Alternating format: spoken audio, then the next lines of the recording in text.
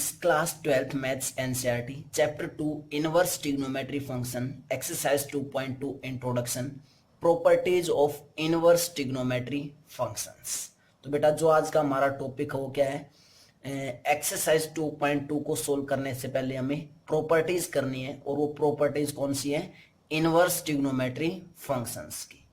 बहुत ही important properties है बेटा। अगर ये प्रॉपर्टीज हमने अच्छे से नहीं किए तो एक्सरसाइज नहीं होगी। क्लियर है?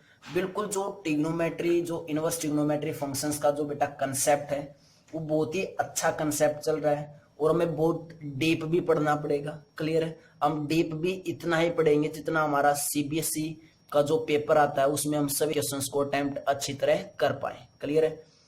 वैसे तो जैसे आर डी शर्मा है बेटा, आर डी शर्मा जो बुक है उसमें बहुत डीप दे रखा है इनवर्स ट्रिग्नोमेट्री फंक्शन। हमारी जो एनसीईआरटी बुक है उसमें इतना डीप नहीं दे रखा, ना उतना लेंथी चैप्टर है, लेकिन आर डी शर्मा जो बुक उसमें बहुत ज्यादा डीप दे रखा है। क्लियर है? तो इतना डीप भी नहीं जाना हमें कि हम अपने सिलेबस से या आउट ऑफ सिलेबस चला जाएं, बहुत डीप पढ़ने लग जाएं, और हमें इतना हल्के में भी नहीं लेना है इस चैप्टर को कि हम ऊपर ऊपर से चले जाएं, अच्छे से पढ़ने वाले हैं। क्लियर है? तो जो properties of inverse trigonometry functions है इसकी 10 या 11 प्रॉपर्टीज है टोटल। फर्स्ट प्रॉपर्टी करते हैं। फर्स्ट प्रॉपर्टी का जो फर्स्ट पार्ट है वो क्या बच्चों? Sine inverse 1/x equal to cosecant inverse of x। Clear है? फर्स्ट प्रॉपर्टी का जो सेकंड पार्ट है वो क्या है? Cos inverse of 1/x equal to secant inverse of x। और थर्ड पार्ट क्या बच्चों इसमें? Tan inverse of 1/x equal to cot inverse of x। Clear है? जो फर्स्ट प्रॉपर्टी बेटा उसके अंदर ये 3 हमारे पास सब पार्ट्स के प्रॉपर्टीज हैं। फर्स्ट क्या है? साइन इनवर्स 1/x किसके इक्वल होगा? कोसिकेंट इनवर्स x के। कोस इनवर्स 1/x किसके इक्वल होगा? सिकेंट इनवर्स x के।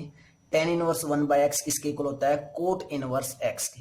बेटा देखने में तो ये बहुत ही इजी लग रही है कि सर हम याद कर लेंगे डायरेक्ट साइन इनवर्स 1/x किसके इक्वल होता है? कोसिकेंट इनवर्स x के इक्वल होता है। लेकिन बेटा मैं इन प्रॉपर्टीज को थोड़ा सा डीप पढ़ाने वाला हूँ। वो डीप कैसे पढ़ाएंगे कि जो इनकी डोमेन है ना उनको चेक करेंगे, उनको देखेंगे, उनको फील करेंगे कि हम कैसे वो डोमेन आ रही है, इनकी डोमेन कैसे आएंगी। क्लियर है? वैसे तो मैं अगर सीबीएसई बोर्ड की बेटा बात करूं, सीबीएसई बोर्ड की बात करूं तो बेटा जो एनसीईआरटी बुक है उसके अंदर बोला गया है कि डोमेन का कोई जिक्र नहीं करना है, क्योंकि जो सीबीएसई बोर्ड की बुक्स हैं या फिर एनसीईआरटी है, जैसे एनसीईआरटी होगी बेटा सीबीएसई की, या फिर एनसीईआरटी एग्जाम्पलर होगी, या फिर उसके बाद बेटा बेस्ट आरएस अग्रवाल होगी बुक, आरएस अग्रवाल बुक होगी, या फिर हम बोलें कि आरडी शर्मा बुक है, जो आरडी शर्मा जो बुक है उनके अंदर बहुत ही ज्यादा दे रखा है आरएस अग्रवाल में और आरडी शर्मा में। लेकिन जो प्रॉपर्टीज है, जो ये प्रॉपर्टीज है वो बहुत सारी प्रॉपर्टीज भी दे रखी होंगी, उसके अंदर तुम्हें जो डोमेन है उसके बारे में बताया गया होगा। लेकिन एनसीईआरटी का बोलती है कि डोमेन के बारे में हमें कोई जिक्र नहीं करना है। क्लियर है? क्योंकि जो ये प्रॉपर्टीज हैं, जितनी भी प्रॉपर्टी हैं, these properties are valid for some values of x and values of x not discussed because this is beyond scope of the textbook. Means जो डोमेन है उसका हमें जिक्र नहीं करना है, एनसीईआरटी ये बोलती है। लेकिन बेटा हम उन डोमेन्स के बारे में यहाँ पे जरूर पढ़ेंगे, जरूर उनको फिल करने की कोशिश करेंगे, डायरेक्ट रटेंगे नहीं इन चीजों को। क्लियर है? क्लियर बच्चों? तो देखो sine inverse 1/x equal to cosecant inverse x है। इसकी जो डोमेन होती है वो क्या होती है? Modulus of x greater than equal to 1 होती है। Modulus of x greater than equal to किसके इक्वल होता है? 1 के इक्वल होता है। क्लियर है?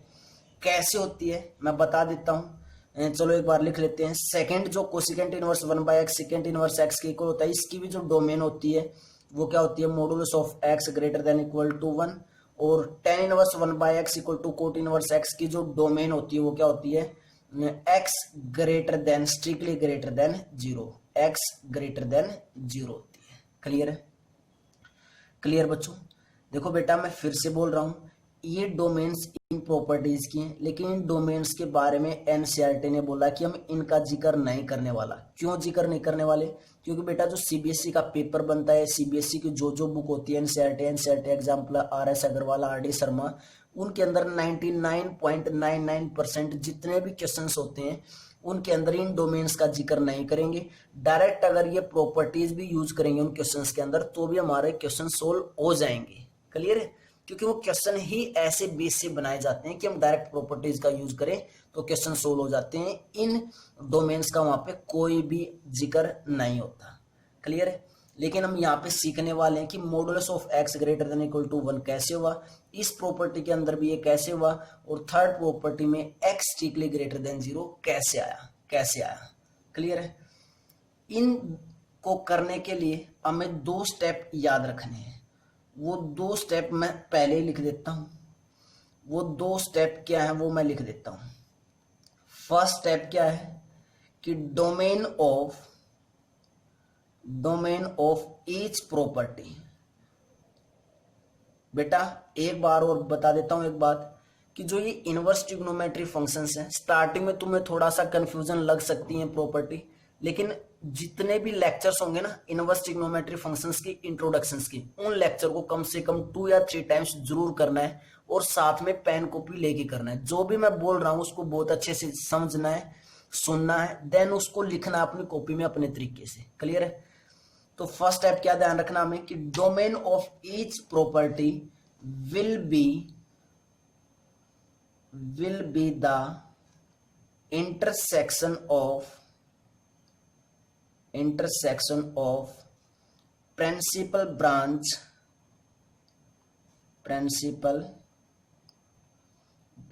of domain of all ITF inverse trigonometry function. Clear है? क्लियर बच्चों? क्लियर है? स्टेप नंबर सेकंड बाद में लिखेंगे, पहले फर्स्ट स्टेप समझाते हैं क्या है कि domain of each property will be the intersection of principal branch of domain of all inverse trigonometry function. First की करते हैं बेटा। फर्स्ट की जो डोमेन है कि modulus of x greater than equal to 1 कैसे आया ये चेक करते हैं। फर्स्ट की करते हैं तो सबसे पहले मैंने कोसिकेंट इनवर्स x पे गया। ये x कहां से आएगा? डोमेन से आएगा ना। कोसिकेंट इनवर्स x की वैल्यू डोमेन से आएगी। तो कोसिकेंट इनवर्स की जो डोमेन होती है मैं लिख लेता हूं एक बार, जो हमने ये पहले पढ़ी थी कि कोसिकेंट इनवर्स की जो डोमेन होती है वो क्या होती है बच्चों? रियल नंबर में से हम ओपन इंटरवल -1 से 1 माइनस कर देते हैं, और जो इसकी प्रिंसिपल रेंज होती है वो क्या होती है? -π/2 से +π/2 क्लोज्ड इंटरवल, और 0 क्या कर देते हैं इसमें से निकाल देते हैं। ये प्रिंसिपल रेंज होती है और ये डोमेन होती है। हम बात किसके बारे में कर रहे हैं? डोमेन की कर रहे हैं। क्लियर है? तो देखो ध्यान दो बेटा, जब इस जो डोमेन है किसकी? कोसिकेंट की डोमेन क्या है कि रियल नंबर में से वो नंबर माइनस करने हैं, और वो भी ओपन इंटरवल कौन से? जो -1 और 1 के बीच में है। क्लियर है? क्लियर मीन्स -1 और 1 तो इसकी डोमेन में है, लेकिन उस -1 और 1 के बीच में 0 भी आ गई, या फिर हम बोलें कि 0.9 0.8 वो सभी नंबर हैं इसके अंदर, वो नेगलेक्ट करने हैं। क्लियर है? तो जब हम यहाँ पे वो नंबर्स पुट करेंगे इस रियल नंबर में से ये नंबर माइनस करके यहाँ पे x की जगह पुट करेंगे तो 1/समथिंग आएगा। यहाँ से 0 तो निकल चुकी है। तो ये वैलिड किसके लिए होगा? ये वैलिड किसके लिए होगा? तो क्या मैं ये बोल सकता हूं कि जब x क्या हो? ग्रेटर देन इक्वल टू 1 हो and x less than equal to -1 हो। रियल नंबर में से नंबर माइनस करने का मतलब यही तो है। इस चीज को मैं ऐसे भी लिख सकता हूं दोनों में कि x greater than equal to 1 भी आ गया और 1 से बड़े, और x less than equal to -1 means -1 भी होगा आ गया और उससे छोटे नंबर भी। इसी चीज को मैंने इस तरीके से लिख दिया। जब when x greater than equal to 1 होगा and x less than equal to -1 होगा तो देन क्या हो जाएगा? ये 1/x less than equal to 1 होगा और ग्रेटर देन इक्वल टू -1 होगा। क्लियर है, मीन्स कोसिकेंट इनवर्स एक्स की जो वैल्यूज थी उसके लिए साइन इनवर्स 1/x भी क्या है, वैलिड है। अब कोई बच्चा सोच रहा होगा सर ये 1/x less than equal to 1 कैसे हुआ, देखो बेटा देखो, और ग्रेटर देन इक्वल टू -1 कैसे हुआ। वैसे तो मैंने तुम्हें पहले भी बताया था, लेकिन मैं दोबारा से बता देता हूं इसको ओपन आउट करके कंप्लीट। पहले एक बार डोमेन ही लिख लेते हैं। तो बेटा ये valid greater than modulus of x greater than equal to 1 कैसे हुआ। अब देखो चेक करो, इन दोनों का इंटरसेक्शन लेना है, इन दोनों का क्या लेना है, इंटरसेक्शन। तो देखो इंटरसेक्शन लेने का मतलब क्या है, जो इस कोसिकेंट इनवर्स की जो डोमेन थी वो सारी वैल्यूज मैंने कहाँ पुट की, 1/x मीन्स x में यहाँ पे साइन इनवर्स में पुट की, और साइन इनवर्स में जब जब पुट की मैंने तो उसके लिए ये वैलिड हो रहा है। अगर वैलिड हो रहा है तो इस फर्स्ट प्रॉपर्टी की जो डोमेन होगी इस चीज को मैंने ऐसे लिखा, और इस चीज को मैं कैसे लिख सकता हूँ, इस चीज को मैं कैसे भी लिख सकता हूँ कि modulus of x greater than equal to 1। इसका मतलब यही होता है कि x greater than equal to 1 और x less than equal to -1। तो ये क्या होगी, हमारी फर्स्ट प्रॉपर्टी वैलिड होगी। वैलिड तो बेटा ऐसे हुई है। अब बात आती है कि सर आपने इस स्टेप से ये स्टेप कैसे लिख दिया, कैसे वैलिड हुई। देखो बेटा कैसे वैलिड हुई, 1/x था, क्लियर है। एक बार तो मैंने लिखा है 1/x less than equal to 1, और एक बार लिखा है कि 1/x greater than equal to -1। x की वैल्यू क्या आएगी, 1 या 1 से बड़ी, और x की वैल्यू क्या आएगी, -1 या 1 से छोटी। ऐसी वैल्यू, कैसी वैल्यू बेटा x की, x greater than equal to 1। तो बेटा greater than equal to 1 check करो, देखो मैंने x की वैल्यू ली 1/x less than equal to -1। x less than equal to -1 का मतलब क्या है, चेक करो।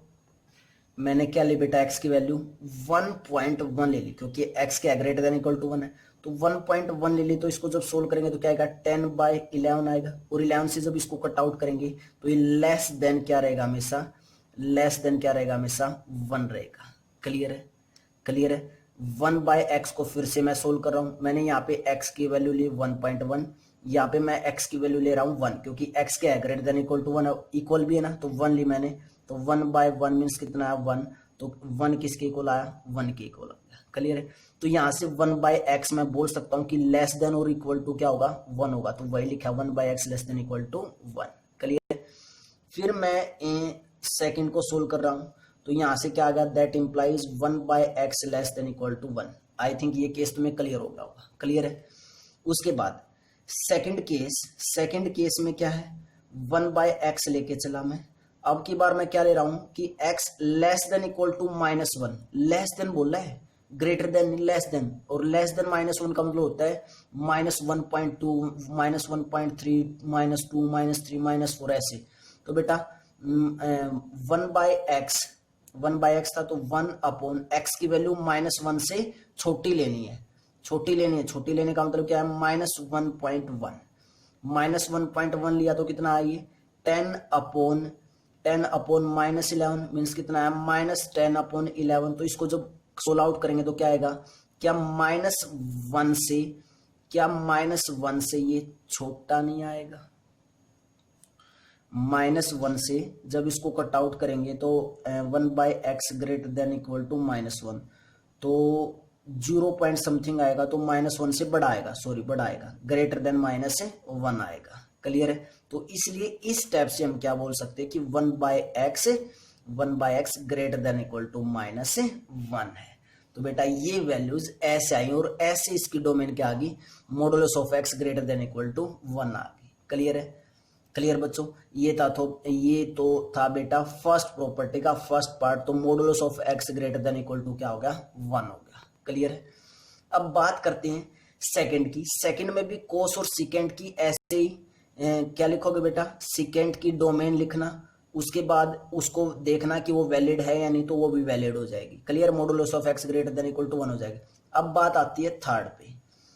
थर्ड क्या बेटा हमारे पास कि 10 इनवर्स 1/x किसके इक्वल है, कोट इनवर्स x के इक्वल है। क्लियर है। तो मैं यहां से एक बार कोट इनवर्स की डोमेन और रेंज लिख लेता हूं।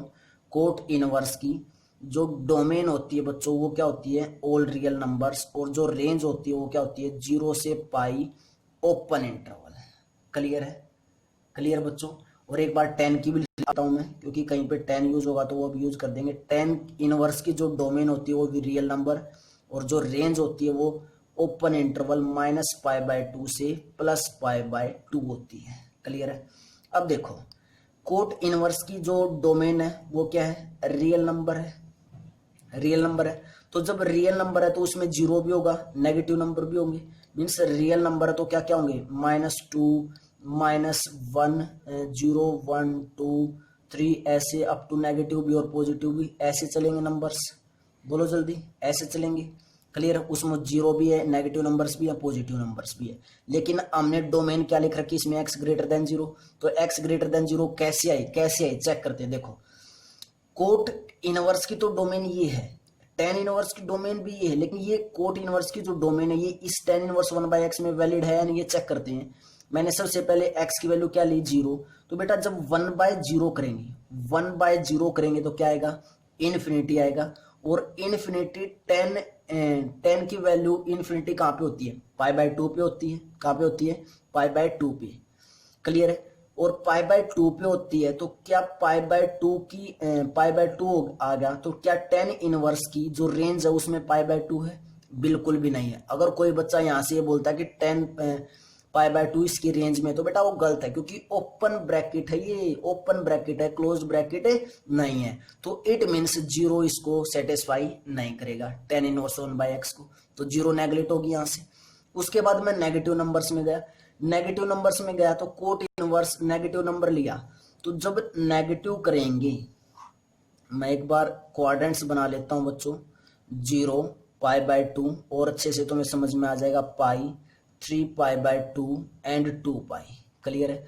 अब देखो, जब कोट मैंने डोमेन से क्या लिए? कोट की नेगेटिव नंबर्स। तो जब नेगेटिव नंबर्स रखूंगा तो कोट कौन कौन से क्वाड्रेंट में नेगेटिव होगा? कोट की रेंज देखते हैं क्या है? 0 से पाई है। 0 से पाई तो कोट कहां पे हो जाएगा? जितने भी नेगेटिव नंबर लूंगा वो सारे कोट के सेकंड क्वाड्रेंट में आ जाएंगे। कोट इसके अंदर क्या हो जाएगा? नेगेटिव। तो मीन्स रेंज यहाँ पे आई। लेकिन जब 1/x, जब मैं 10 में जाऊंगा तो यहाँ पे x की जगह नेगेटिव नंबर्स रखूंगा। तो x की जगह नेगेटिव नंबर्स रखते ही 10 इनवर्स की जो प्रिंसिपल रेंज है वो कहां से कहां तक है? -π/2 से +π/2 है। मीन्स +π/2 से -π/2, ये रेंज किसकी है? 10 इनवर्स x की है। और माइनस कहाँ होगा? ये फर्स्ट क्वाड्रेंट में तो होगा नहीं। कौन से क्वाड्रेंट में होगा? फोर्थ क्वाड्रेंट में होगा।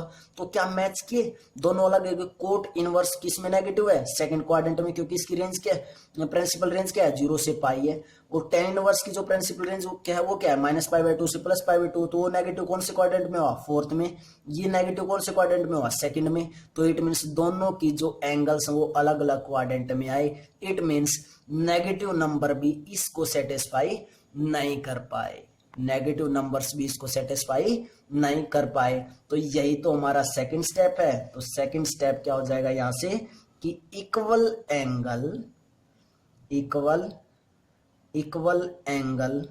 Both side, equal angle both side should belongs to same quadrant में होना चाहिए था बच्चों। लेकिन ये क्या आ चुके हैं? अलग अलग क्वाड्रेंट में। कोट इनवर्स की जो रेंज है वो 0 से पाई है तो वो सेकंड क्वाड्रेंट में नेगेटिव होता है। लेकिन 10 इनवर्स की जो नेगेटिव नंबर्स आए वो किस में आए? फोर्थ क्वाड्रेंट में है। तो दोनों का सेम क्वाड्रेंट नहीं आया, क्योंकि 10 इनवर्स की जो रेंज होती है वो कहां से कहां तक होती है? +π/2 से -π/2 बोले, या -π/2 से +π/2 बोले। क्लियर है? क्लियर बच्चों?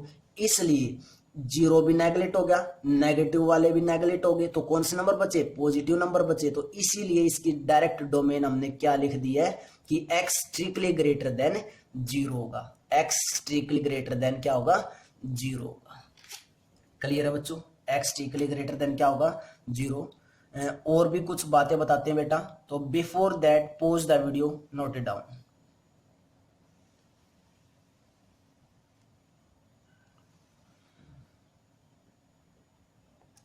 जो बेटा मैंने फर्स्ट के 3 पार्ट्स करवाए थे उसमें से किसी एक पार्ट का प्रूफ करके दिखा देता हूं। फर्स्ट पार्ट ही ले लेते हैं।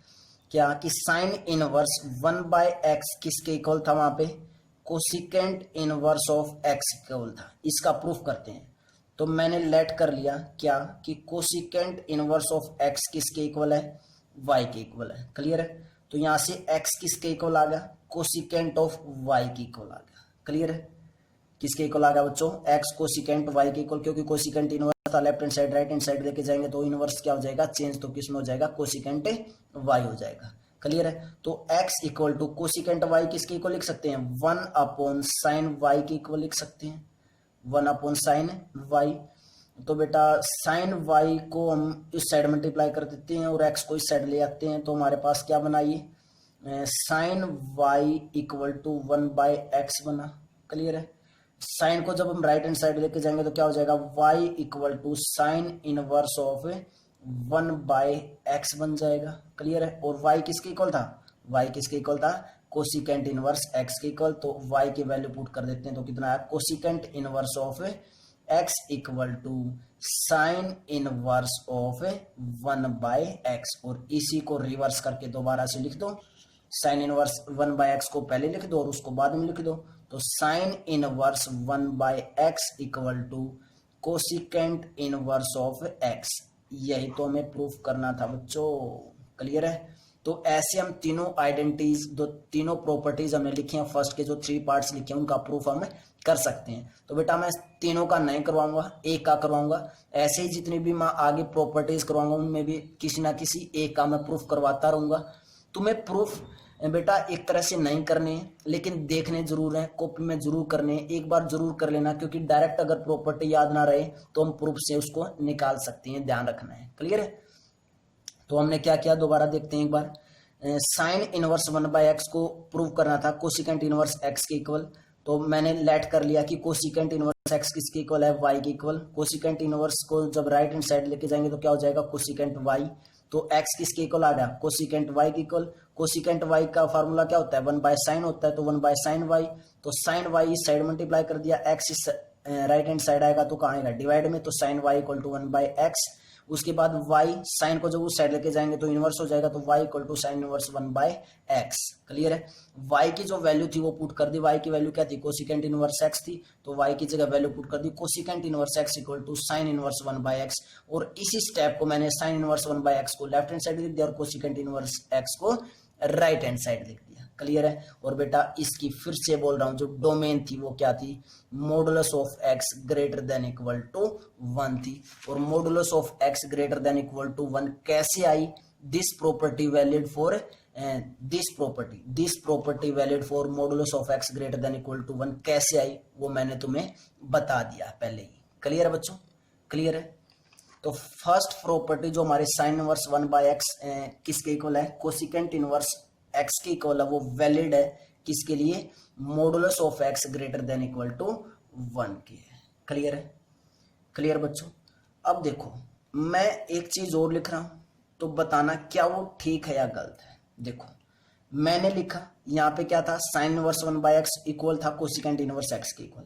तो मैंने लिखा कि साइन इनवर्स x इक्वल किसके? कोसिकेंट इनवर्स ऑफ 1/x के।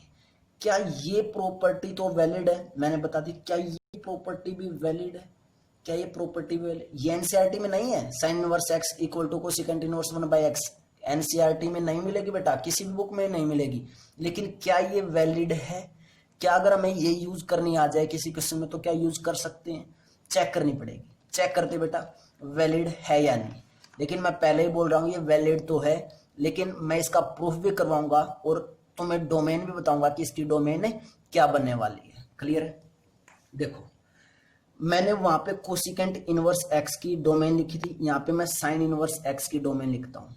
किसकी लिखते हैं? साइन इनवर्स x की डोमेन। जो साइन इनवर्स पहले वैलिड देख लेते हैं किसके लिए। तो इसकी डोमेन लिखी मैंने, साइन इनवर्स की जो डोमेन लिखी वो होती है -1 से +1 क्लोज इंटरवल, और जो रेंज होती है वो क्लोज इंटरवल -π/2 से +π/2। क्लियर है? क्लियर बच्चों?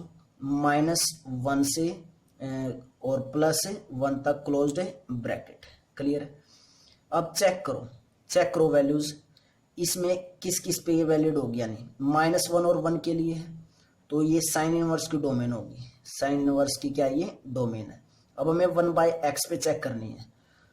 तो बेटा 1/x की जो वैल्यू आएगी जब मैं लिख सकता हूं व्हेन कि x क्या हो, x क्या है बच्चों, x less than equal to 1 है और ग्रेटर देन इक्वल टू -1, -1 से बड़ा और 1 से छोटा x की वैल्यू यही है, तो 1/x, तो देन 1/x क्या हो जाएगा, लेस देन इक्वल टू -1 और ग्रेटर देन इक्वल टू 1 हो जाएगा। क्लियर है? अभी अभी बता के आया था कैसे होगा, देखो चेक करो। 1/x है, x क्या है, लेस देन इक्वल टू 1 है। स्टार्टिंग में मैं कैसे लेके चले, x less than equal to 1 का लेके चला, तो सबसे पहले मैं x की वैल्यू 1 लेके चला यहाँ पे, तो x की वैल्यू 1 होगी। लेस देन इक्वल टू 1 है तो x की वैल्यू क्या लेके चला, मैं 1 लेके चल सकता हूँ क्योंकि लेस देन इक्वल टू 1 है, तो x की वैल्यू 1 ली तो 1/1 मीन्स कितना आ गया, 1 आ गया। फिर 1/x इक्वल टू, अब की बार मैं x को लेस देन 1 लेके चलता हूँ। लेस देन 1 का मतलब मैंने ले लिया 1/x की वैल्यू ले ली 0.9 ले ली। क्लियर है? 0.9 ले ली तो कितना है, 10/9 है। जब भी इसको कैंसिल आउट करेंगे मुझे नहीं पता क्या आएगा, लेकिन इतना मैं बोल सकता हूँ क्या ग्रेटर देन इक्वल टू 1 आएगा। क्या 1/x ग्रेटर देन 1 आ चुका है? उसके बाद 1/x की एक दो वैल्यू और निकाल लेते हैं। मैंने अब की बार x की वैल्यू ले ली 0.8 ले ली, तो 1/0.8 मीन्स कितना है, 10/8। हमने सोल्व किया, मुझे नहीं पता क्या आएगा, लेकिन इतना पता कि ग्रेटर देन 1 आएगा। तो क्या इन तीनों स्टेप से मैं ये बोल सकता हूं कि 1/x greater than equal to 1 होगा। कब? जब x less than equal to 1 है। क्या ये बात क्लियर है बच्चों? जब x की value less than equal to 1 है, लेस देन इक्वल टू 1 ही तो लिया है, या तो 1 है या लेस देन इक्वल टू 1 है, तो 1/x क्या ग्रेटर देन इक्वल टू 1 है। ये केस यहां तक हो चुका है। उसके बाद x की value greater than equal to, x greater than equal to -1 लेते हैं। क्लियर है? तो बेटा 1/x को सोल्व करेंगे तो 1/-1 से बड़ी, पहले तो इक्वल है तो -1 ही लेते, तो -1 तो कितना आया वापिस, -1 ही आ गया। x की वैल्यू क्या ली स्टार्टिंग में, -1। अब x की value greater than equal to -1 है, ग्रेटर देन इक्वल टू -1 है, तो ग्रेटर होने का मतलब क्या है, जैसे -0.7 ले ली, ये भी x ग्रेटर देन -1 है, या फिर x की वैल्यू -0.9 हो जाए, या x की वैल्यू 0.6 हो जाए, -0.6, या x की वैल्यू माइनस के 0.4 हो जाए, ये सभी वैल्यूज। तो मैं वैल्यूज लेता हूँ बेटा, 1/x इक्वल टू 1/-0.7 कितना आया, 10/7 और माइनस का तो मीन्स -10/7। तो बेटा जब भी इसको सोल्व आउट करेंगे, तो क्या 1/x की value less than equal to -1 नहीं आएगी, 1 से छोटी नहीं आएगी। 7 से कैंसिल आउट करेंगे तो 7 1 जा 7, 1.3 कैरी, 7 4 जा 28, तो माइनस के 1.4 तो -1 से छोटी नहीं आ रही है। सेम ऐसे ही 1/x की वैल्यू, तो 1/x की वैल्यू ली मैंने माइनस के 0.6, तो कितना आएगा, 10/-6 मीन्स -10/6। कैंसिल आउट करेंगे, मुझे नहीं पता क्या आएगा, लेकिन लेस देन -1 तो आएगा। लेस देन -1 बोले या लेस देन इक्वल टू -1 बोले। क्लियर है? तो इट मीन्स जब x greater than equal to -1 होगा, तो मैं यहां से बोल सकता हूं कि 1/x less than equal to -1 आएगा। यही सारी बात बेटा जो ये मैंने मैथमेटिकली समझाई, अब आई थिंक तुम्हें समझ में आ गई होगी। यही तो वर्डिंग लिखी है कि जब x ग्रेटर देन -1 हो और लेस देन इक्वल टू 1 हो, तो 1/x less than equal to -1 होगा, but greater than equal to 1 होगा, ग्रेटर देन इक्वल टू 1 होगा। क्लियर है बच्चों? क्लियर है? क्लियर बेटा? तो अब इसका प्रूफ भी कर देते हैं एक बार। प्रूफ कैसे होगा, sine inverse x equal to cosecant inverse 1/x। Proof कैसे होगा, प्रूफ कर देते हैं इसका कि sine inverse x equal to cosecant inverse 1/x। तो हम लेट करके चल पड़े क्या कि कोसिकेंट इनवर्स 1/x किसके इक्वल है, y के इक्वल है। तो यहां से कोसिकेंट इनवर्स को उस साइड लेके जाएंगे तो क्या हो जाएगा, cosecant y equal to 1/x आ जाएगा। क्लियर है? कोसिकेंट y क्या होता है, 1/sin y होता है। कोसिकेंट y क्या होता है बेटा, 1/sin y। तो 1/sin y equal to 1/x आ गया। क्लियर? मीन्स क्या आ गया, x equal to sin y आ गया। साइन को जब इस साइड लेके आएंगे तो क्या हो जाएगा, साइन इनवर्स हो जाएगा। तो sine inverse of x equal to y। y क्या माना था हमने, कोसिकेंट इनवर्स 1/x। तो sine inverse x equal to cosecant inverse 1/x, और यही तो प्रूफ करना था बच्चों। कोसिकेंट इनवर्स 1/x चेक कर लो। साइन इनवर्स एक्स किसके इक्वल होना चाहिए था? Cosecant inverse 1/x। It means ये क्या है? वैलिड है। क्या है बच्चों? ये एक प्रॉपर्टी वैलिड है। Clear students? क्लियर बच्चों यहां तक? तो बेटा इसकी डोमेन क्या होगी? x belongs to close interval -1 से 1, या फिर क्या लिख सकते हैं? x greater than equal to -1 और लेस देन इक्वल टू 1, क्योंकि इस वैल्यू के लिए जो हमारे पास साइन की जो डोमेन थी, इस डोमेन के लिए कोसिकेंट 1/x भी क्या है? हर वैल्यू पे डिफाइन हो चुका है, वैलिड हो चुका है। क्लियर है? तो this property is valid for x belongs to close interval -1 से 1। क्लियर है? और ये प्रॉपर्टी भी क्या बच्चों? वैलिड है, ध्यान रखना। क्लियर है? क्लियर है? अब मैं तुम्हें एक काम देता हूं बेटा, जैसे हमने इनकी प्रॉपर्टी निकाली, ऐसे ही कोस इनवर्स एक्स इक्वल होगा सिकेंट इनवर्स 1/x की। सबसे पहले तो ये प्रॉपर्टी वैलिड होगी, इसका तुमने एक तो प्रूफ करना है, अपने आप प्रूफ भी करना है, और इसकी डोमेन भी बतानी है, साथ में बताना है। जैसे ये मैंने बताया ना कि वैलिड किसके लिए है? x belongs to close interval -1 से 1 के लिए। सेम ऐसी इसकी डोमेन बतानी है, किस ये प्रॉपर्टी किस डोमेन के लिए वैलिड है। क्लियर है? एक काम तो ये करना है, ये प्रॉपर्टी हमने प्रूफ करनी है, cos inverse x equal to secant inverse 1/x। उसके बाद थर्ड प्रॉपर्टी है कि tan इनवर्स x किसके इक्वल होगा? कोट इनवर्स 1/x के इक्वल होगा। इसका प्रूफ करना है तुम्हें, कमेंट बॉक्स में बताना है प्रूफ करके क्या आया। और बेटा और इसकी एक डोमेन, किस डोमेन के लिए ये प्रॉपर्टी वैलिड है, सेम करना। पहले कोस इनवर्स x की डोमेन लिखना, उसके बाद चेक करना जहां पे ये वैलिड है वहां पे ये 1/x में भी ये वैलिड होगा या नहीं। सेम ऐसे tan इनवर्स x की डोमेन लिखना, उसमें कोट को देखना वैलिड है या नहीं है। क्लियर बेटा? तो बेटा ये हमारा फर्स्ट लेक्चर था, मैंने इस पे टाइम बहुत लगाया है, अदरवाइज मैं डायरेक्ट वो 3 प्रॉपर्टी लिख के फर्स्ट के तीनों स्टेप लिख के और बोल देता कि इसको याद कर लो। मैक्सिमम टीचर स्कूल्स में या ट्यूशंस पे ऐसे ही करवाते हैं, और ट्यूशंस और स्कूल की बजाय बेटा एनसीईआरटी भी यही बोलती है कि डायरेक्ट इन प्रॉपर्टीज को याद कर लो, क्योंकि डोमेन का हमारे पास कोई महत्व नहीं होता। क्लियर है?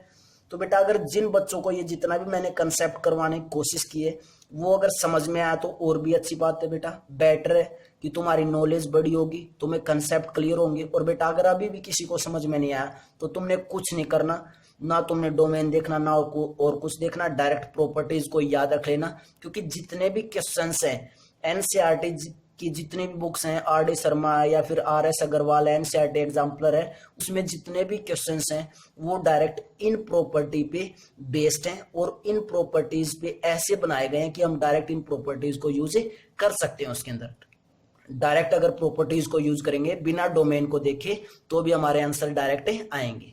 और तुम्हारा जो पेपर होगा, बोर्ड का पेपर होगा, उसमें भी ऐसे ही क्वेश्चन मिलेंगे कि डायरेक्ट जब प्रॉपर्टी का यूज करो तो आंसर आ जाए। क्लियर है? तो उसमें डोमेन का कोई भी कुछ महत्व नहीं है। अगर मैं तुम्हें यही डायरेक्ट बात पहले बोल देता कि डोमेन का कोई जरूरी नहीं है, कुछ नहीं है, तो तुम बच्चों डोमेन को अच्छी तरह समझने की कोशिश नहीं करते। क्लियर है? तो बेटा बहुत सारी प्रॉपर्टी हैं, हम उन सारी प्रॉपर्टीज को करने की कोशिश करेंगे, लेकिन कमेंट बॉक्स में जरूर बताना बेटा किन किन बच्चों को ये टॉपिक अच्छे से समझ में आया। और मैं फिर से बोल रहा हूँ बेटा, ये टॉपिक ऐसे होते हैं कि एक बार करने से नहीं होते। कई बार टॉपिक होते हैं कि एक बार करने से हमें अच्छे से क्लियर हो जाए, लेकिन कई बार कुछ टॉपिक ऐसे होते हैं जिनको हम 2 या 3 टाइम्स करना पड़ता है। हर बार जब भी उस टॉपिक को करेंगे तो कुछ ना कुछ नया सीखने को जरूर मिलेगा। क्लियर है? तो इसलिए बेटा इन टॉपिक्स को कम से कम 2 या 3 टाइम्स जरूर करना है, इंट्रोडक्शन लेक्चर को। और उसके बाद मुझे बताना कि कहाँ पे प्रॉब्लम है, कहाँ पे नहीं है, या फिर तुम्हें टॉपिक कितना क्लियर है, कमेंट बॉक्स में जरूर कमेंट करनी है। Clear students? तो बेटा हम सेकेंड प्रॉपर्टी करते हैं इनवर्स ट्रिग्नोमेट्रिक फंक्शंस की। Before that pause the video, note it down.